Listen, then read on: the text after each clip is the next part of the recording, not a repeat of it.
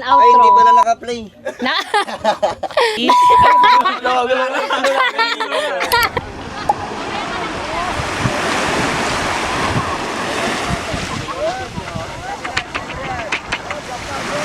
Sabal mo kanto likod. Hi friends! So, kasama ko ngayon yung, anong pangalan ng group nyo? Surf School. Jacob Surf School.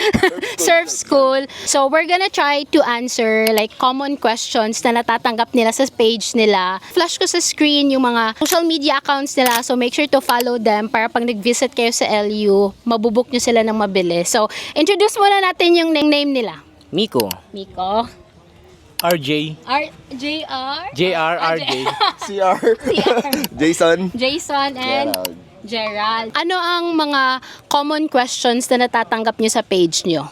Kung pwede ba mag-surf yung mga hindi marunong lumangoy. So, kahit hindi naman marunong lumangoy, okay lang mag-surf kasi may part naman na mababaw tsaka may mga instructor naman nakasama.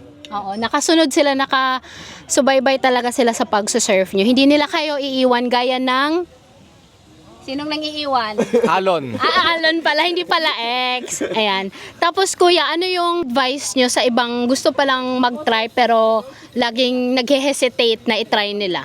Anong mamimiss nila kung hindi nila itatry yung pagsusurf? Actually, enjoyment, number one. At the same time, experience nila. At isa, tiwala lang.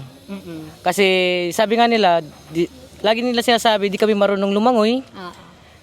Di kami marunong mag-surf o mag-balance. Ang sabi ko sa kanila, tiwala lang kayo sa instructor kasi kasama nyo sila sa pagsusurf. Ayun, thank you po. Ikaw kuya, anong mapapayo mo sa mga magsusurf pa lang, mga first timer? Payo ko lang, makinig lang sa coach. Enjoy nyo lang. Always smile palagi. Motivation ko kanina kasi nag-hire kami ng photographer. Yung photographer is 250 pag pictures lang. And then 300 pag may kasamang video. Yung motivation ko na makatayo ng matagal, tumitingin talaga ako sa photographer. Para kunwari confident. Tawag lang rock and roll, no? Ganito yung surf guys ha, hindi ganito. Ikaw kuya Gerald, anong payo mo or anong masishare mo about surfing? Hindi mo siya may enjoy ang LU pag hindi sila nagsusurf. Ayun, 'di ba? Hindi complete yung LU nyo pag hindi kayo So, you nakapag-surf. never try, you never know. Oo, 'di ba? Never know unless you try. So magkano po yung mga rates nyo dito Kuya Miko? Sa surf lesson natin is only 600. Including board and instructor. And advanced lesson natin, 700.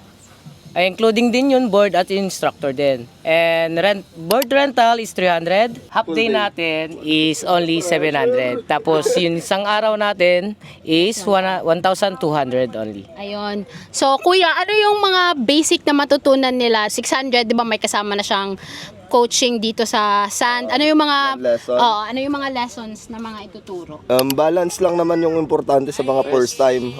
Level 1 is yung balancing lang. Yun lang Tapos, lagi yung tuturuan. pag nasa tubig na, syempre kasama doon yung chismisan.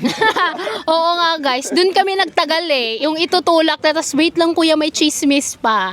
Ayun, and sa experience ko sa kanila guys, wala siyang yung magiging awkward or uncomfortable kasi sobrang chill nila. As in, nagchichika lang kami buong time na nasa dagat kami. Hindi nyo namamalayan, nakukuha nyo na yung proper na balancing pag nasa tubig kayo. I-enjoy nyo lang talaga. And yung takot, pag first time yung tatayo, normal lang. But as you go on, nagtiwala kayo sa coach nyo, pati sa sarili nyo, may enjoy nyo din, promise. So, dapat itry nyo and i-book nyo na sila. Okay lang daw ma-fall. Wag Ay. lang daw sa instructor. Okay lang daw ma-fall, pero wag sa instructor.